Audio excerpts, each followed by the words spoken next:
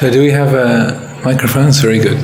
So please do feel free to ask your questions. This is our last time together. The gentleman in the striped shirt at the back there.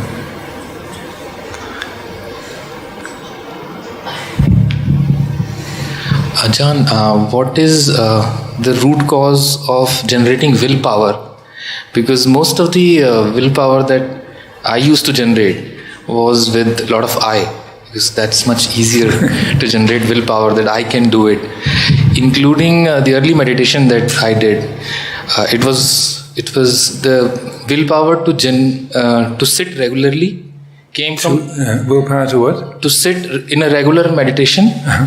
Formal meditations, I have to sit for X number of hours, came from a lot of I. Now, when we say that we have to change the attitude, how do we generate willpower to do these kind of things without generating the I? Well, if you look, and if you've been experimenting over this weekend, you'll see there's a different tone when our decisions are. Intentionality is guided by mindfulness and wisdom, then it's not so much there is this thing that I want to get, but rather you could say it's the love of the Dhamma, love of reality. There's an inclination of the heart towards what is real, and so that the motivating force is that the kind of the center of gravity is the Dhamma itself. That's the short answer. But I think it's good also to take a question like that and explore it. If it's not me who's running this and me who's going to benefit, how does this work? And then you can start to explore how when we carry out any kind of act, whether it's meditation or it's running a business or looking after the family, whatever it might be, then we can begin to see, oh look, the more I'm not involved, the happier everybody else is, and the happier I am. Aha! And so that's going to manifest in different ways. Being unselfish in the family, or being unselfish in the workplace, doing what you need to do in order for the business or the college or the hospital to do a good job. And what I would suggest is just to pick that up and explore and see for yourself, because it changes the whole way the mind relates to success and failure, rather than me succeeding. Hooray! Look, aren't you all impressed? I succeeded. It's when things go well, rather than getting lost in that, then the mind picks that up. So, well, that's a pleasant result. That's a sweet result. What can we learn from that? Rather than that, this means I'm a good and smart person because this is the most successful hospital, or the everybody in my family is happy. So, well, okay, that looks like it's going in a good direction. What can we learn from this? What's the lessons that come from this? Similarly, when things go really bad and that things collapse, or there's big arguments or difficulties, in exactly the same way, you can say, well, that was a disaster. That's exactly what I didn't want to happen. I was trying to avoid that, and here it is. Okay, so what do we learn from that? So the whole way you relate to success and failure changes. And a little experiment I do with people pretty much every retreat, and those of you who are in Bia will remember this. So I suggest to everyone in the group, think back 5 or 10 years to some event in your life, and you thought, great, my book's been published, the project's been launched, I finally married the love of my life, my kids are all off to college, great. And then you look back now, 5 or 10 years later, and you go, I can't believe I was celebrating. I was so happy that day, but it was just the beginning of a total disaster. Right? I'm not reading anybody's mind. I'm not tracking your Facebook pages, but this is how it is for so many people. And at the other end of it, we can look back 5 or 10 years at something that was a disaster. You had some horrible illness, or there was some kind of breakup, your partner left you, or your bank collapsed, and it was all finished. Khatam ho gaya. Oh, yeah. It's a disaster. But then you look back now and you go, oh, wow, I would never have asked for that, but that actually is the best thing that ever happened to me. So what does that say? I mean, again, I'm not reading anybody's mind, but can you relate to that? So what does that say about success and failure? It's a very superficial picture. So that if we're wise, then that sense of discernment, being not taking things at face value, but looking beyond that is the way that we relate to succeeding, failing, being praised, being criticized. So, yes.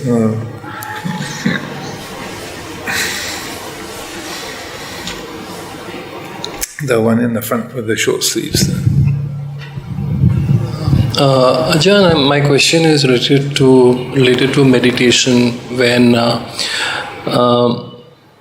in the practice, many a times, yes, I'm watching my thoughts and my feelings, and using my breath, like you mentioned, but also feels that is there something else I can do to strengthen the quality of my mindfulness?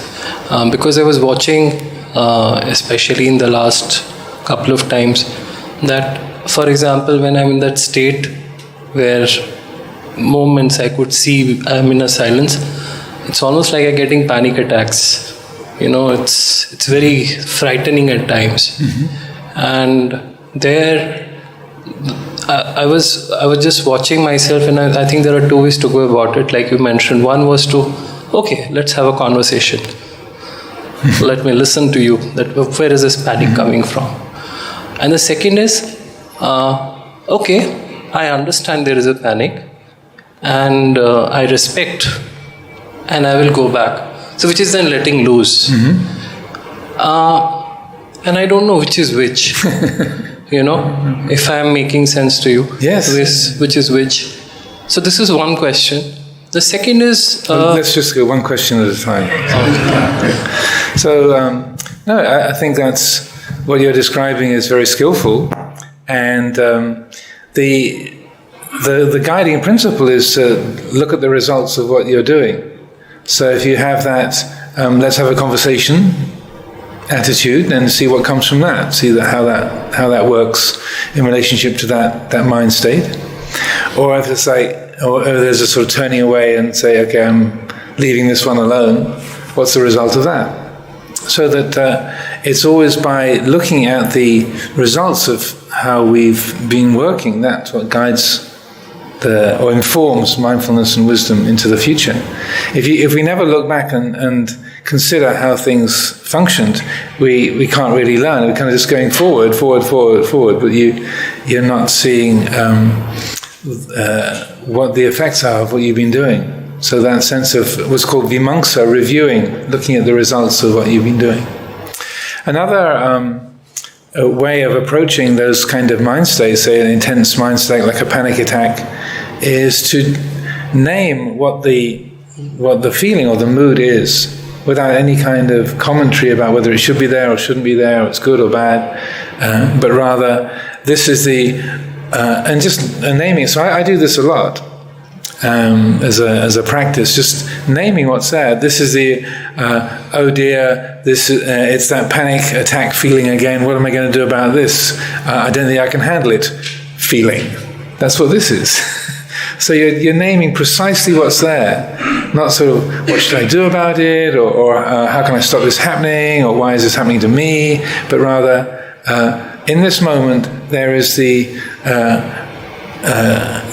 oh dear, this is the oh dear, I'm worrying about whether this is going to turn into a full-scale panic attack feeling. That's what this is. And in that moment there's a disentangling, there's a letting go of that. There's the mind that knows that feeling, that attitude, is not identified with it, it's not absorbed in it in the same way. So I find that extremely helpful. And but it's important not to create any kind of mental proliferation around it, just naming what's there And so then, particularly with anxiety, worries, and the way the mind gets drawn into ruminating, say, this is the, oh no, here he goes again feeling. And in that moment, you've actually sort of generally can unplug that, because that degree of non-grasping, of disentanglement, it takes the fuel away from that. It's not like my problem that I've got to worry about. It's like, oh, it's that feeling of, oh dear, it's this again, what am I going to do about it? Feeling. That's what this is. And it's it takes, so you have to be kind of quick on your feet. You have to be sort of alert to what the mind is doing. But if you develop that as a way of relating to mind states and judgments, it's really very, very powerful and helpful. And you find that having a little bit of extra space in the mind just helps you to respond more effectively to those states, rather than just getting swept up in them or trying to push them away or getting lost in them. So your second question, since you got the microphone.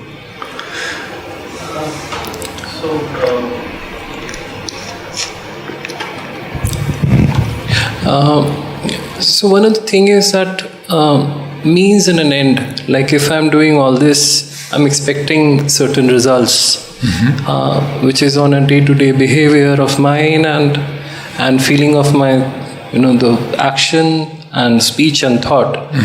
So what is that I should also be observing that whatever I'm doing, I'm getting the results, it's working for me. So is there something I should be looking at within myself, that yes, the checkpoints, yes, I think you're making some progress, or you're not? Yeah, or you're not, yes. I think it's that quality of yoniso manasikara, wise reflection, that's, say, looking at a situation and say, well, how's this going? How is the mind working with this? Is this something that is fully understood, or is it something that is very blurry and unclear how this works? How is it? What's going on here? So there's an investigative attitude, an exploring attitude, and that.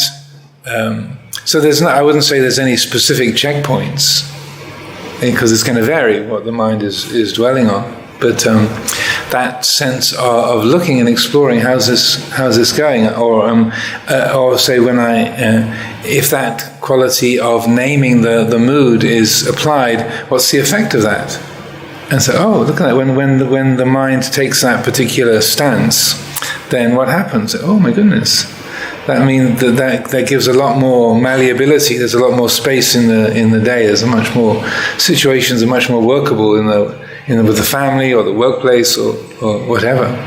And so then there's that exploring attitude, and then with means and end, then to be looking at that. Okay, well, I've been trying to work with the mind with a quality of wakefulness and non-contention. What's the effect of that? Been trying to use a peaceful and harmonious means. What's the result of that? Where does that go? Or the opposite, say, well, I've been getting very willful and kind of demanding about my mind. What's the effect of that? So that you are, say, looking at those relationships, cause and effect, means and end, and so on. And there are also things that you learn about. That yes, I can really push and make something work there, but the results of me pushing is kind of a lot of wreckage, trail of difficulties and disasters around. That makes sense? Yeah. Yes, for the Venerable Ajahn, as you said regarding failure and success in life have equal values. So, will it be true also that respect and disrespect also do have equal values in the life? Oh yes, yeah. So we like to be respected. We don't like to be disrespected. We like to be praised. We don't like to be criticized. We generally like to gain. We don't like to lose. We like comfort. We don't like discomfort. But those are the natural dispositions of the mind, but also the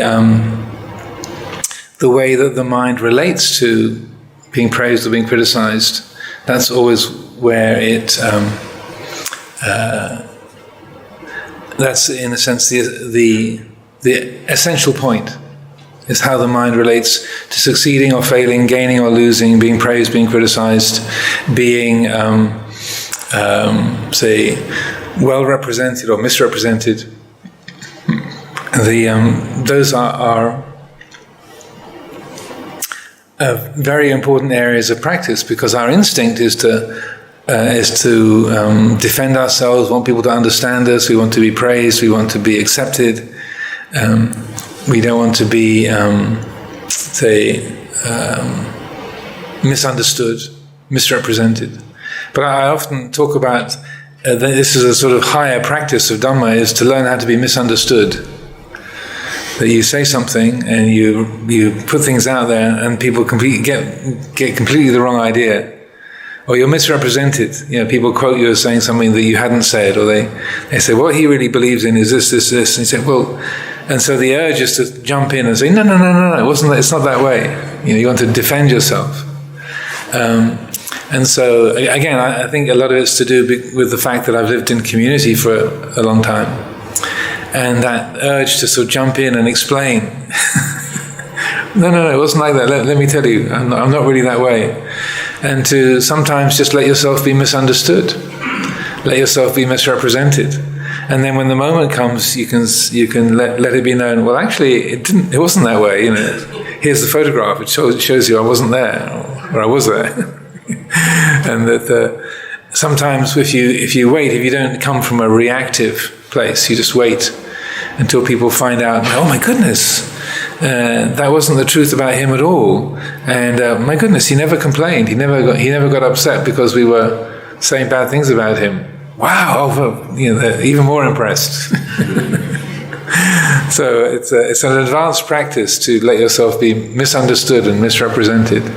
Not that you're numb or you don't care, but you're recognizing, well, there's a time to speak up or a time to be quiet. As William Shakespeare put it, ripeness is all. Ripeness is all. It's the right moment. To speak or to keep quiet.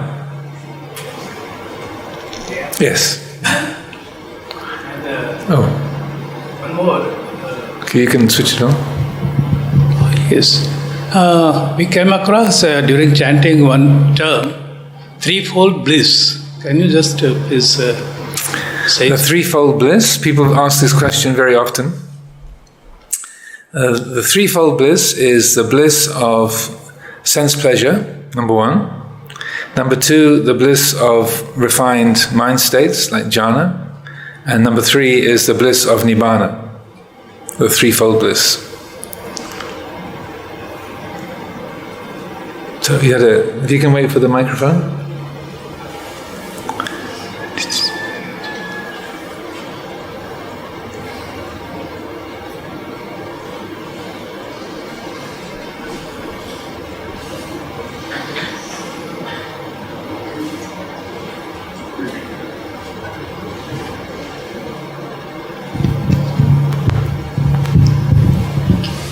So you were talking about this sound of self.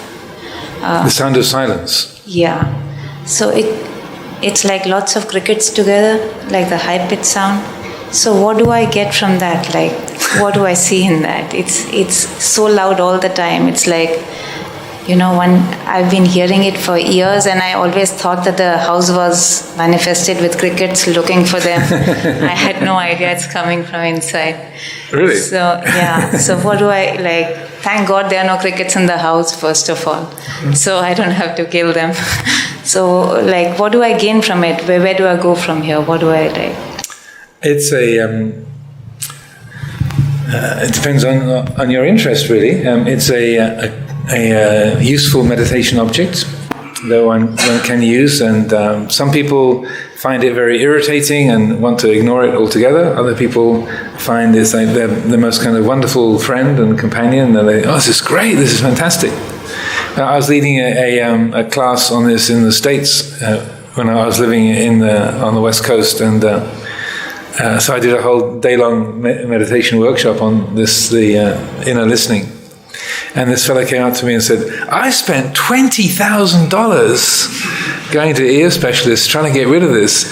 And in one afternoon, you kind of, you've shown me how I can put it to work. I don't know whether to be outraged or grateful. I want my money back, So if you can make use of it, I find it's a very, very helpful present. So Ajahn Sumedho speaks about it a lot. I learned about it from him. And he just started developing it as a meditation object because he was hearing it. He didn't know there was other meditation traditions that used it. And after he'd been experimenting with it for a couple of years, he started to teach it as a method. And then people started popping up saying, well, this is part of Hindu yoga, or this is in the Sikh tradition they have a whole kind of a very well worked out system they call the yoga of inner light and sound that's all related around this. And so he discovered a lot more about it after he started talking. But he just had been hearing it for himself and then using it both, as I was describing, as a kind of concentration object, and then also as a backdrop for developing the more open awareness or vipassana.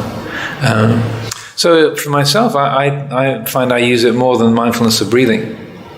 And because I found, particularly on long retreats, when you are, say in the monastery during the January, February, March, we have very few visitors, a lot of formal practice, and the mind could get quite concentrated, so your breath would slow right down. And so you'd have an in-breath, and then, well, there'll be an out-breath soon, sometime. And then there's an out-breath, so you follow the out-breath, and then there's another pause. Okay, then there's an in-breath, and so there are all these gaps. And I started to say, well, why don't I just listen to the inner sound between the gaps between the breath? Because if I'm trying to develop a concentration practice, the breath, as it's normally configured, was not around. If the mind was very, very quiet, and these sort of super quiet periods of the monastery routine. So I began to just use that because it's far more consistent and it didn't depend on personal choice and such like. And also it has an interesting effect whereby with the breath, sometimes if you concentrate on it, it can make the mind so calm that it falls asleep. Too much calmness, not enough energy. But with the nada sound, it's for most people, the more you concentrate on it, the more it energizes the mind. It's got a positive feedback loop, so that the more you concentrate on it, the easier it is to hear it, the easier it is to concentrate. So rather than getting more subtle, like the breath, it actually gets more vivid, it gets stronger. So I've spent many, many, many hours of my life listening to the sound. I can hear it right now as we're speaking. Yeah, I'm so used to it. Even with the aircon and the fans, it's right here. So it's like most things in life. It's up to you how you use it, and if you try it out and see whether it works. So it was again in California with Ajahn Pasanno, he could relate far more to mindfulness of breathing. So most of the meditation instruction he would give would be about anapanasati. In the beginning of retreat times, and then I would tend to give instruction about the nada sound, because we both had sort of specialized in different areas. Just because that's what worked for me and that's what worked for him. So it's not that one is better than the other, but everyone varies. And so I'm a great advocate of trying things out, experimenting, and see what happens. Yes, the gentleman at the back with the moustache.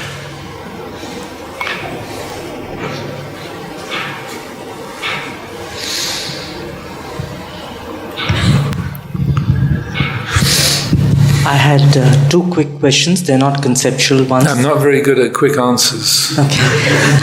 So one is during walking meditation, if I have difficulty feeling the sensation on my feet, can I use some other means? For example, the sound of my footsteps. Is that Sure. The point is not the feet. The point is paying attention to the present moment.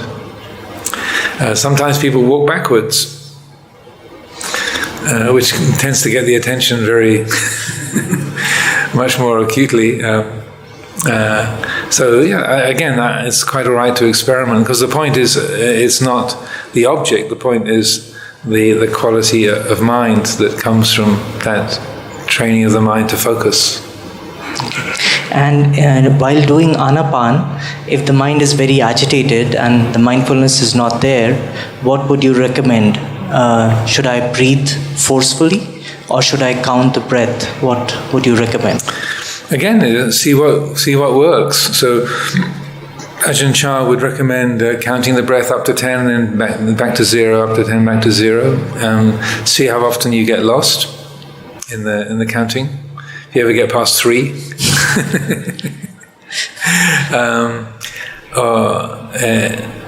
Or there can be opening up your eyes. Yes, opening the eyes and having the visual field as part of the practice, so that then you're focusing on your breath, but what you're seeing, the back of the person's head in front of you, or the shrine or whatever, is reminding you, oh right, I'm in this place at this time, this is where I am, and so that the mind is more challenged to drift off. It can't drift away so easily into imagination and memory and planning and such like, because the signal of, oh, I'm in this place at this time and this is what's in front of me. So you can just use that, keeping your eyes open. So I keep my eyes open and also pay attention to the breath. Yeah. Okay. It's not illegal. So because with our thoughts, the attention gets very easily caught up in some book we've been reading, or some plan for the coming week, or some memory of a conversation that you had the week before. So you've lost the place where you are, and you're back having that conversation. You're off on the train heading back to Mumbai, or you're kind of, you've disconnected from the actuality of where you're sitting. And so then, to opening your eyes, the mind might go, oh, that conversation last week. We said, well, yeah, but you're not there. This is where you are now. So it's a much stronger cue, and the eyes it's a very powerful sense. So it's a very strong cue. Like, okay, that's not the present moment. That's remembering, or that's planning for the future. And so then it's more visible. Obviously, if you have your eyes open, you want to have a fairly plain object in front of you, like the back of the person's head or the shrine or something that's not too mobile, but just using that visual presence as a way to, key the attention into the where you are in this moment. Then that drifting into imagining and remembering and planning that has less power. It can't get so carried away, usually. And we could also breathe deliberately. Yeah, again, it's different things work for different people. So sometimes that Ajahn Chah would also encourage that, like taking a deep breath, holding it as long as you can, then breathe out, and then take another deep breath, hold it as long as you can, then breathe out, and do that 3 times over, and see what the result of that is. So everybody is different. We all work in slightly different ways, or very different ways. So it's good to try things out and to see what the effect is. There's when the mind is sleepy, also then there's a whole catalogue of different tricks you can to use that you have in the suttas. The Buddha talks about going out to look at the stars, or getting up and walking around, throwing cold water over your face, pulling on your earlobes, all kinds of things. And sitting on the edge of a well is good, or a cliff. Yeah. Really, yeah. You don't get sleepy. before we opened Abhayagiri Monastery in California, I spent the rains retreat, the Vasa, in this other property about another 80 miles north of there. And it was quite a rugged sort of hilltop property, and there were these cliffs. And so there was myself and 3 other monks were there, and 2 laymen for the 3 months. And not every morning, but often I would go down from my tent, and there was this cliff with about a 100-meter drop straight down. And I'd go and as I said, I'm not a very good morning person. I tend to be sleepy in the morning. So early in the morning, I go and sit on this cliff, and you stay very perky. You got 100 meters straight down, and it was. The trees down below, the oak trees, they look kind of fluffy, but that's not fluffy. There's the oak trees. If you land on that, it's going to be a mess. So, and you stay very, very alert. And lastly, what you're saying is that even in a place like Delhi, which has so much ambient noise, we can still hear the sound of silence? Oh yeah, I can hear it right now. India is blessed with a huge amount of ambient sound, almost everywhere. So you can develop that quite actively. There's this one lady here. Yeah. So I have a follow-up question. Could you switch on the mic? Yeah, so I have a follow-up question on this sound of silence. Personally, I find it very annoying, and I just want it to stop because it's always there. The minute I wake up, it is there, and it's very irritating. So how to deal with that? Well, there's an ancient law of the building trade, which is if you can't hide it, make a feature of it. Yeah. So that if something's there, if you're repairing a building and there's a kind of a large beam across the middle of the sitting room, you can't hide it, so you decorate it and you kind of highlight it. I'm not sure whether that would be interesting to you, but if it's so loud and so obvious, then make it work for you. Put it to work rather than think of it as an irritating presence. That if you employ it in a conscious way, then you might find that it actually brings a lot of benefit. So Ajahn Sumedho found that particularly because his life as a monk in the West has been very active. He's more retired now, but he's very engaged with people and having to do a lot of traveling and talking and going to meetings and such like. So he was. There was not much kaya viveka, not much physical seclusion. So he developed this inner listening, this listening to the sound of silence, as a way to cultivate what they call chitta viveka, or inner seclusion. So in the middle of a business meeting, it's like, well, yes, everyone's making their opinion, but this is also just a mental event. In the middle of your commute on the metro or with the family, that yes, the family is all sort of going on and everyone's doing their thing, but this is also just a collection of mental events and perceptions, so that it can be a way of sustaining that quality of seeing things in a true context, seeing things in their true light, rather than getting lost in this conversation or that feeling or this liking this and disliking that. It supports that quality of ongoing mindfulness. If you want to carry on hating it, then that's your business. But it's. And I'm not trying to make fun of that, but it's just we don't often realize how much an attitude is something that is constructed. It's being fed by our thinking. This is awful, I don't like it, I wish it would go away.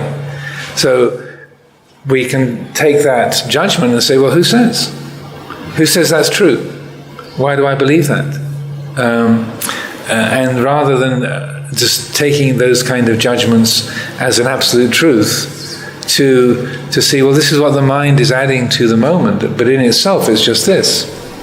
And so that, as I was saying a couple of days ago, often when we clarify what the attitude is, it can be quite shocking how much the mind is judging things in a certain way. I like this, I don't like that. This is good, that's bad. I approve of this, I don't approve of that. And we are, in a sense, believing in our judgments as absolute facts, rather than recognizing, well, this is how the mind likes to judge this in this particular moment.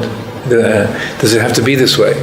Or like this, the gentleman at the day-long meditation in California who's spent $20,000 going to ear doctors trying to get rid of it. And that he was quite sincere. He thought, this is great, I can actually make it work for me, rather than think of it as something that's an unwelcome intruder. So I would also, as part of the practice, is to question those kind of judgments, or who says this is bad, or who says that I can't be peaceful if this is present. What makes this ugly and unwanted? Who says? Just to pick it up and to explore that, to see why the mind chooses to believe in that judgment, have that kind of attitude, and then see what comes from that.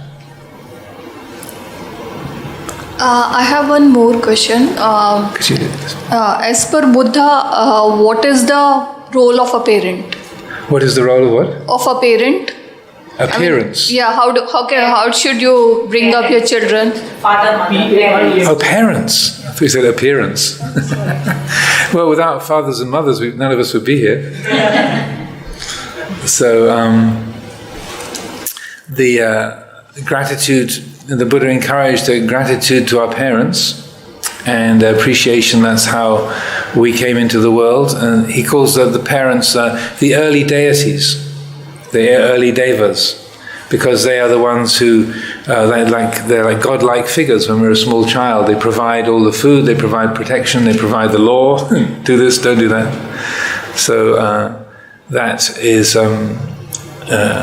as he says, that they are the ones that introduce us to the world. Obviously, not all of our parents lived very skillfully or were very helpful or inspiring, and so that sometimes our parents are extremely difficult, or we don't even know who our parents are.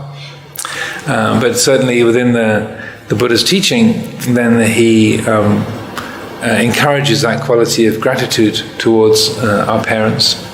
But there's in this interesting sutta, he says, even if you carried your mother and father around, like one on each shoulder, until they were extremely aged when they couldn't walk anymore, and you carried them around and you did absolutely everything for them, you still couldn't repay the debt of gratitude that you owe them.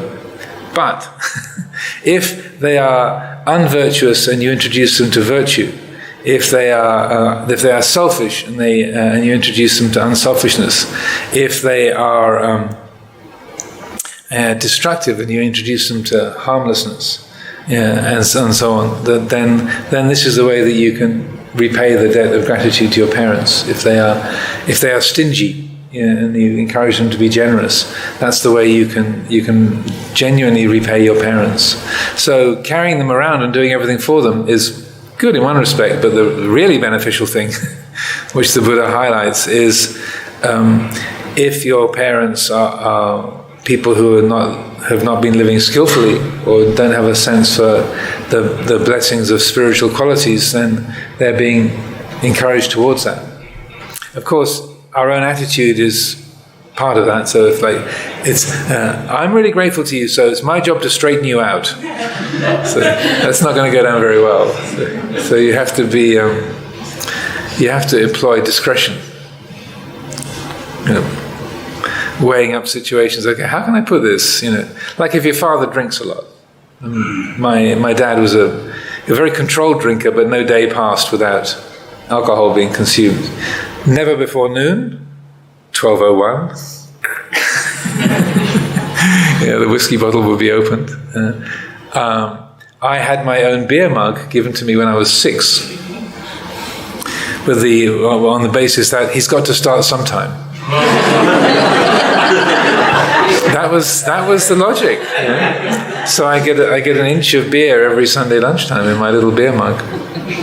So I was, not only was my dad a serious drinker, but I was deliberately schooled in drinking, and became a serious drinker.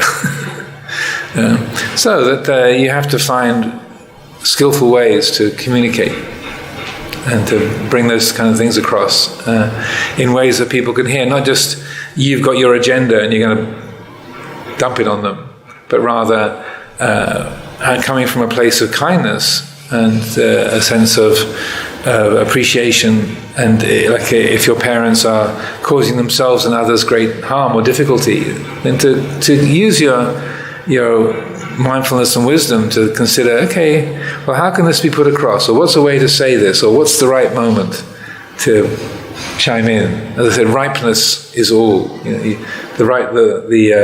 Knowing the time and place, the kala desa. And then dropping those things into the mix at the right moment. So in the suttas, the Buddha's mother passed away a week after he was born, but he had a close relationship to his stepmother, who was his aunt as well, Mahapajampati, and who helped to raise him as a prince. His relationship with his father was a bit more difficult, King Suddhodana. So in the commentaries and the later scriptures, you have King Suddhodana. He took refuge in the Buddha. He became a stream enterer, became an arahant in some scriptures. In the Pali Canon, the only dialogues between the Buddha and King Suddhodana are where Suddhodana scolds him for giving Rahula the 10 precepts, and he scolds him for going on alms rounds through the streets of Kapilavatthu. You're a disgrace to the family, going out begging in the streets. That's it. He never takes refuge with the Buddha. He never asks for teaching. He never says, "Wonderful Lord, it's marvelous." Nada. Nothing. And so sometimes people in Buddhist countries are surprised to hear that, but if you look, there's nothing there. And so that even the Buddha had a difficult relationship with his dad. His dad was, it seems like, reading between the lines, even after he was a fully enlightened Buddha with his whole massive influence throughout the whole of northern India, his father's like, "You've wasted your life. I told you. The whole country, the Sakyan kingdom is going to ruin because he's going to do the spiritual thing. It's a total waste of time. Okay, it's your business. It's all right. I won't interfere." But I think all the kind of Pali equivalents of those. But so I think if we see that, or look at that even if you're a fully enlightened Buddha, you're the wisest person on the planet, and you are not capable of bringing your father around to see things your way. If we are having difficulty impressing our father or our mother, you're in good company. Really, it's just sometimes people are absolutely fixed on their point of view, or they're fixed in their role. I'm your mother, you're my child. That's it. And for others, it's very different. That, well, yes, I'm your mother, but really, we're sharing this life together. Here we are in this life together, and you help me and I help you, and it's much more of a collaborative role. But sometimes sometimes it's more coming from the child than the parent. Absolutely, sort of rigidly attached to the role. No, I'm the child. I'll always be the child. One of the longest-standing Buddhist practitioners in England, a woman called Frida Wint, who went off to Thailand in the 1960s, off to the northeast when there weren't even any roads to go and visit the forest monasteries. When she was in her 90s, no, she was in her 80s, and her mother was like 98, 99, and she was 80 years old. She said, "It's incredible.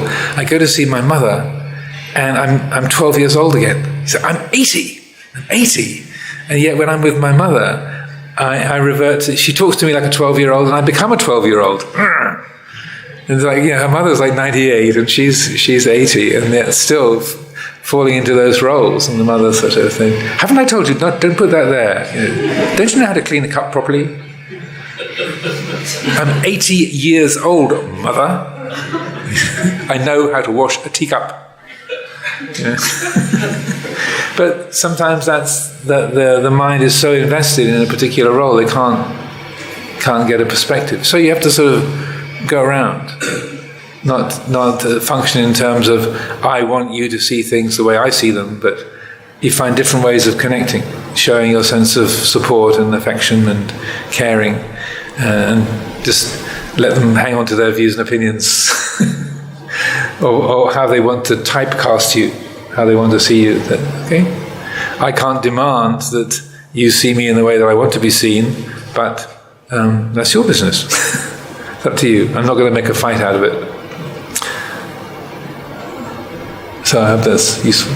Yes, and how to encourage your children to grow in Dhamma, or how basically you should be raising them in today's world and environment? Well, children learn by example more than anything else. So if they see that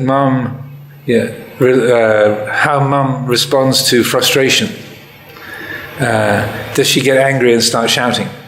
Or does she become quiet and thoughtful? How does she deal with being frustrated? How does she deal with being successful, or things being upsetting? When mum has been disappointed, or the things are very difficult. What does she do? So the children, they watch, they learn by example, and so they see that.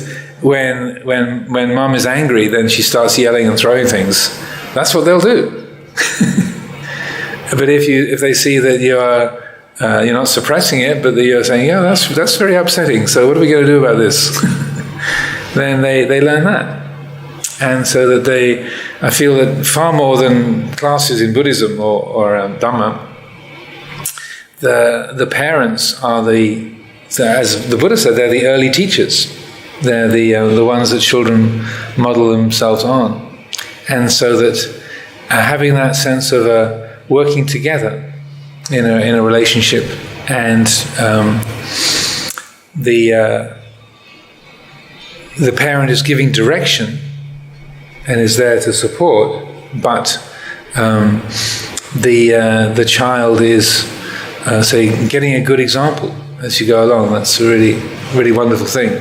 So, for example, when I was in the States, one of the Dhamma teachers from Spirit Rock Center, she had a little girl, 5-year-old girl, and in their home they had these little glass animals who would sit on the windowsill. And one morning, the mother said, "Oh, where's that little horse that was sitting on the windowsill? I can't see it. Where's it? I wonder where it's gone to. I don't know." Little Sophie was kind of transparent. I don't know. And so then the mother, Julie, realized, okay, so why don't you go out of the room, Sophie, and we'll try that one again. Okay? So then the little girl went out of the room, came back in again, and then the mother repeated herself. "Oh, that little glass horse that sits on the windowsill here. I wonder where it's gone. I broke it. I'm sorry. And I said, "Oh, well, never mind. Let's find the pieces and see if we can glue it together again." So she was sort of teaching the child about lying, and how to acknowledge that, but also to not make it into a big punishment or a kind of a tense issue, but rather, let's try that again. And then the girl can see, oh, I broke the glass horse. Mum's not upset about that. She immediately says, okay, how can we fix it? Get out the super glue and put it together. And she was more concerned about me not telling the truth. Aha! So that's a great lesson to learn as a 5-year-old. And so if they see that's how your parents relate to you, then they are that sets a certain tone. If the parents are just handing out rewards and punishments, then that's a different signal. Don't you ever lie to me? You lied to me. And so then it's the child might behave, but it's creating more sort of tension and alienation in the relationship. So that the more that you can be a Buddhist rather than explain Buddhism, the better. Yes. Bantaji, to take the question further. Please, yeah. please. For example, if the parent is not supportive of his son becoming a monk, like King Shuddhodana, isn't he also is stopping him, or say that again? Stopping him, or would not be, or is generating some sense of ill will towards the Dhamma? So isn't he also generating a sense of generating bad karma, and therefore the son or the children, maybe the daughter, would be also be part of that? Well, it's a good question. So when I was first at Wat Pah Nanachat in northeast Thailand, so I showed up there. I was a kind of hippie off the beach. I didn't know anything about Buddhism. I went to Asia to try and find some spiritual direction and to immerse myself in that. So within a few days of being at the international monastery, it was really clear this is exactly what I left England to find. I didn't expect Buddhism, I didn't expect so many rules, but here it is, and this is ideal. This is completely, 100% what I was looking for. So I couldn't believe my luck. This is great. And so then I'd been there about 2 or 3 weeks, and I was sweeping the path in front of my kuti, and then this chain of thought went through my mind, which was, my parents are never, ever, ever going to understand this. They're completely middle of the road, middle class, English people with very middle class values. They were both. All of their parents were born in the Victorian era. So both my father and my mother, they were the youngest children of older parents. So they grew up in Victorian households, or maybe Edwardian. So the world I grew up in was a completely different place to the world they grew up in. I was going through the 60s. The kind of the flower children was when I was a teenager, a young teenager. So I was standing there with this broom in my hand and thinking, they're never, ever, ever going to understand this. It was weird enough for me to go off to university and study psychology. My village is like, ooh, psychology. It's kind of like one step away from black magic. Really, it was kind of, even going to university, I grew up in a farming community, people, kind of farmers and people riding horses and, dogs and green Wellington boots, And so going off to London to study psychology in university was like, whoa, don't know about that, get another drink in. So then me sort of writing back from Thailand saying, hi, I'm staying in this Buddhist monastery, it's a great place. So then it sort of hit me like, I can't do this to them. Maybe I should go back to England. If I really love them, if I really care for them, I should go back and find a nice girl, get married, get a straight job in the city of London, make a lot of money, have little curly-headed grandchildren for them who run around the garden and speak in nice, proper English accents, good table manners, all the things that they love and respect. And then it kind of hit me. It was like this sort of a sort of huge sack of rocks landing on me. It's like, no, you can't do that. It was interesting because it was almost like the whole vista of what would happen. I'm not claiming sort of psychic powers, but it was a kind of weird. There was a weird certainty. It's like, no, you can't do that because it's cruel to yourself and it's cruel to them. And what would it be like for the woman that you married and the kids? You didn't really want her. You didn't really want them. You're doing it because you should. What kind of a family life is that going to make? And it was just kind of there, just like in a finger snap. It was all sort of that whole vista of what I would be locking myself into. The intention would be so I kind of don't hurt my parents who are doing what they want me to do. And then it sort of shifted, like, you becoming a Buddhist monk, and this was like literally 2 weeks after I arrived. I wasn't even an anagarika, I'd shaved my head, but I was still sort of walking around in lay clothes. That you're not doing it because you want to hurt them. They will be hurt or disappointed or confused, but that's an unfortunate side effect. If you were doing it like, how can I make my parents really miserable? I know. I can become a Buddhist monk and I can rub my father's nose in it. I finally got the haircut he was demanding I get. I did make a wisecrack about that after I got back, and it did not go down very well. Papa was not amused. I said, well, I finally got the haircut you wanted. Not amused. But so that was really the intention, is going to hurt somebody, but you're not doing it in order to hurt them. Like if you're a dentist, you hurt people on a daily basis. I don't think anybody becomes a dentist in order to hurt people. Right? They do it because it's a good job and it's a service that you can offer to others. But pain is part of it, drilling teeth and making fillings and such like. So, and that was kind of clear to me. It was just sort of, again, it all kind of took shape very, very quickly in that moment. So literally standing there with my broom.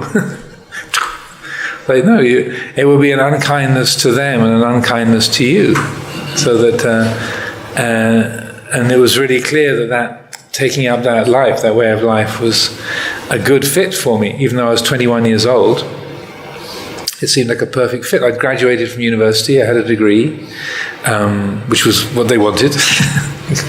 So, and then they had said, okay, as long as you get a university degree, what you do with the rest of your life is up to you. Foolishly, I took them at their word. Okay, well, they said that. Like, they didn't think I was going to become a Buddhist monk. So that, it's painful for them, but you're not doing it in order to cause pain. So you have the instance like of the Buddha going back to Kapilavatthu or Ratthapala, who was a son of a very wealthy family, and his family were really against him going forth, but he very patiently and steadily stayed with that. But and that he became one of the great arahants. Whether the family appreciated that or not, it's still up to them.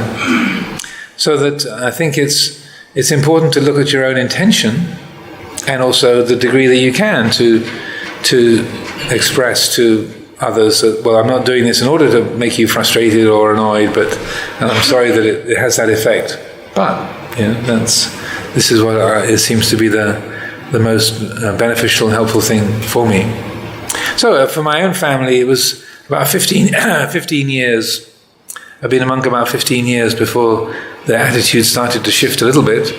Because by then, I have two older sisters. Neither of them were married.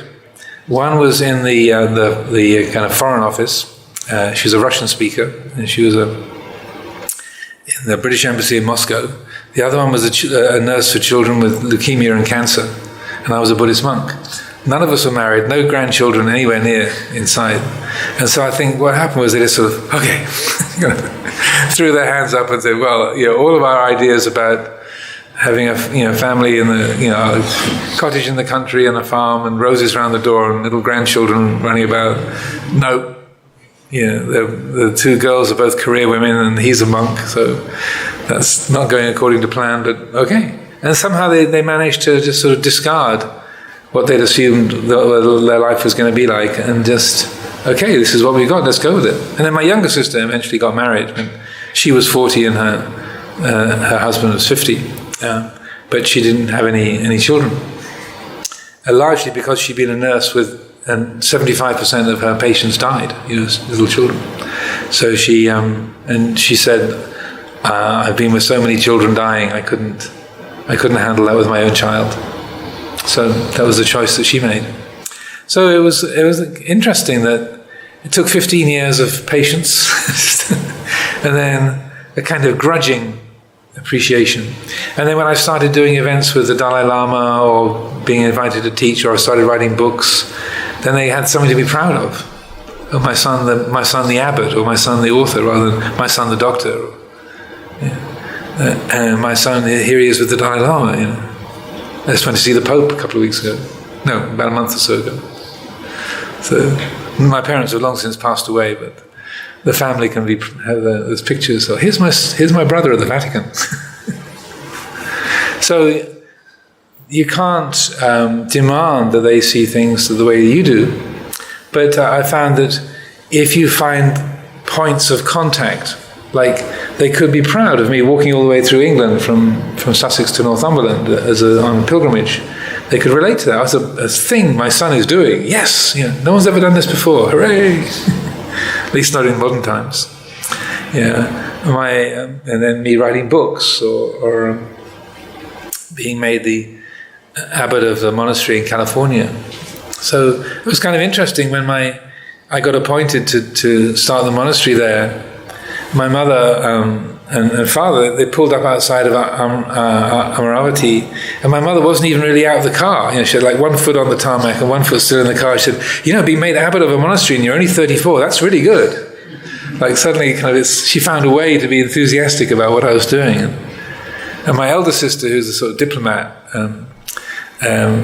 she is very distant relationship to the Sangha, me as a monk. She kind of edits out the robe when we're together.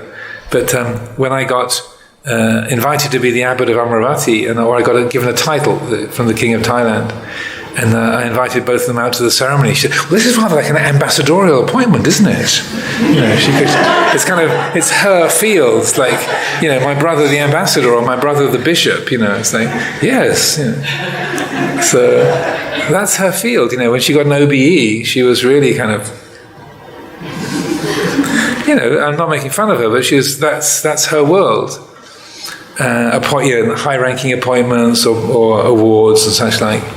So, me saying, I had this really great meditation retreat.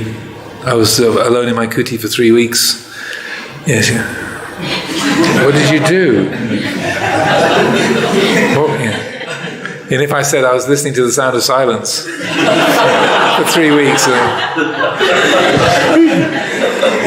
being English, immediate change of subject. Immediate. So that you work with what's there, and so finding points of contact, and so that then because the sense of relationship and the sense of caring and connection is more important than having people see you the way you want to be seen, because you can't control that anyway, I would say. Thank you, Bhante. Okay, one more, and that'll be the last one.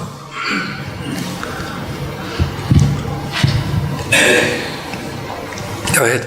Hi. I would like to know the way to introspect self, because I found it very difficult to meditate here, and I don't know why I feel sleepy all the time while in meditation room, and it's difficult for me to be in a meditation. I yawn all the time, and I think there's something that meditation is either not working for me. Is it that the case, or do I need? Do you meditate a lot at your home? Yes. Mm-hmm. And you're not so sleepy there? Yes. Well, I couldn't be sure why this place has an effect like that. But if you notice that effect is happening, then you try to counteract that. Like, say, sitting with your eyes open, or using the meditation more to arouse energy in the body. But I couldn't say. Maybe it's because there's a lot of people in the room and there's not so much oxygen. I couldn't be sure. But we work with what we've got. So if you notice, that's interesting. For some reason, I'm really sleepy here. Okay, so let's work with that sleepiness and not just dwell on the fact that it shouldn't be this way or that somewhere else is better. But right now, it's like this, and you work with how it is in that moment. And second thing, that there's a negative brain that develops right from the birth. A negative what? Negative part of the brain, which is a collection of the painful experiences. So, is there a way that can be prevented? Well, the mind remembers pleasant, painful, neutral. We learn by all of them. Our ancestors are the ones who experienced pain and worked with it. The ones who didn't experience fear or pain were the ones who fell off the cliff or got eaten by the tigers. So fear and pain are useful. They're uncomfortable, but they're useful. If you didn't feel physical pain, you wouldn't protect your body. So pain is not pleasant, but that's how it works. If you cut yourself, then the finger is sore, so that you take care to clean it and protect it because it's tender. If you didn't, you get a bigger infection, your whole hand blows up, and then you lose your hand, or worse. So that we can think of pain and fear and such like as being bad, or wouldn't it be nice if we didn't have any pain, didn't experience fear? But it's important to see those are part of the natural order, that the body, the living system is protected through those qualities. Similarly, hiriyottapa, moral sensitivity. If you tell a lie, you feel bad. That's just like the painfulness of a cut is what keeps your attention on that. Okay, there's damage being done. Be careful, look after it, and then it'll recover. So okay, that was a lie that I just told. That's painful, so that people will find out, or why did I say that, or I should do something to correct that, because it's uncomfortable, and so that it brings the attention to that things being damaged or out of balance, so that it's not a neurotic problem. It's just the way the system looks after itself. So we have a lot of the animal ancestry, from our say how we function as living beings is because of having a lot of forces at work within us that protect the body or kind of sustain our integrity or help us to work with a human group. But it's where those the mind latches onto those and gets stirred up about them, so that pain is useful, but if you latch onto it and worry about it all day and all night, then it becomes obstructive. And so, like with worry, there's a very good book I like to recommend called "Why Zebras Don't Get Ulcers" by a man called Robert Sapolsky. He's a American scientist. And he points out that zebras don't get ulcers because when they're out on the savannah and they're grazing and a lion comes along, then they've got two choices. Or they see the lion, they run, and one of two things is going to happen. They're going to get away or they're going to get caught. So they need to get really stressed. They need to have all that energy going to their muscles. They need to have their heart pounding. They need their lungs to expand. They need to switch off their digestive functions, reproductive functions, anything they don't really need to get the energy to the muscles and go. So you need stress. Stress is good because it'll get you away from the lion, hopefully. So then, once the lion has chased you and you've got away, then you can relax because the lion's gone after another zebra. And he's kind of chewing on Cousin George, who didn't get away. So sometimes people find it distressing when you see these wildlife programs that you have 3 or 4 wildebeest or zebras. They're just kind of happily grazing, and then their cousin is kind of being ripped to pieces by a group of lions, just 20 meters away. How can they be so relaxed? Well, they're relaxed because they know today it's not me, and so they that's all they know. So as human beings, we get ulcers because we take that stress reaction and then we extend it. Oh, and next week, I got away today, but the next week, what about that? And then after that, and after that, and after that. So that increased heart rate, the compromised digestive functions and so on, the increased breath rate, then that all contributes to the body being stressed, and then you get ulcers and other physical ailments. So that that in that respect, it's stress is good, it's useful. Mother Nature developed that so that we could get away from the danger. But it's where the thinking mind that remembers and anticipates, when it gets hold of it, then the trouble begins. I see the clock has gone past 3:30, so I think we can draw our wonderful little event to a close.